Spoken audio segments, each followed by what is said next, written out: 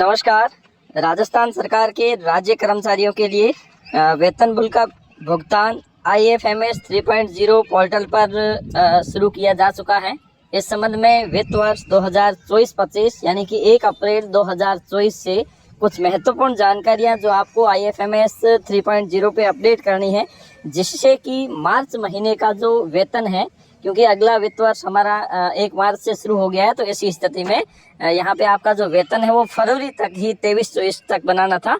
तो 1 मार्च से जो वेतन बिल बनने थे 1 मार्च से 31 मार्च तक, उनका भुगतान 1 अप्रैल के बाद किया जाना है। यानी कि इनका जो बिल प्रोसेसिंग है वो 1 अप्रैल के बाद होना है।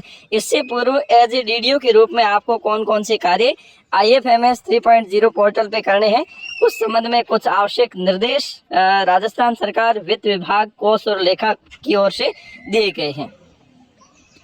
मार्च माह 2024 के संवेतन बिलों के संदर्भ में कुछ दिशा निर्देश है जो यहाँ पे दिए गए हैं।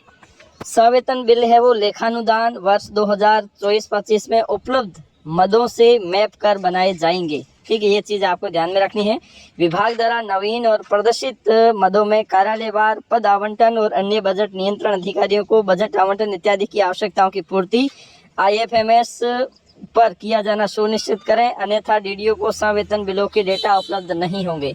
इस चीज़ का आपको विशेष ध्यान रखना है। और जो आपके मार्च महीने का जो बिल है वो आपको OTP के माध्यम से 1 अप्रैल के बाद में ट्रेजरी को भेजना है। 1 अप्रैल 2024 के बाद में आप वो भेज पाएंगे। सभी संवेतन बिलों में DA जो प्रदर्शित हो रहा है उसका जांच कर लें कि जो बढ़ा हुआ DA है वो प्रदर्शित हो रहा है या नहीं हो रहा। अगर नहीं हो रहा है तो उसकी जांच कर ले, क्योंकि अब जो DA बढ़ चुका है तो उस आधार पे ही इनका भुगतान किया जाना है। अगर किसी कर्मचारी का स्थानांतरण हो गया है किसी एक स्थान से दूसरे स्थान पर, तो उसकी या तो ज्वाइनिंग और रिलीविंग जो एडिशनल चार्जेज है उसकी प्रक्रिया पूरी IFMS 3.0 पोर्टल पर ही की जानी है।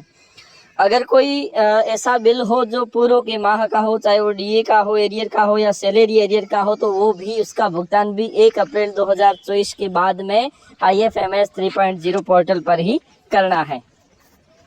इसके साथ साथ IFMS 3.0 पर उपलब्ध कार्मिकों के डेटा का वेरिफिकेशन कार्यालयाध्यक्ष और आहरण वितरण अधिकारी के स्तर पर सुनिश्चित रूप से किया जाए, क्योंकि उनका डेटा का वेरिफिकेशन किया जाना बहुत ज़रूरी है।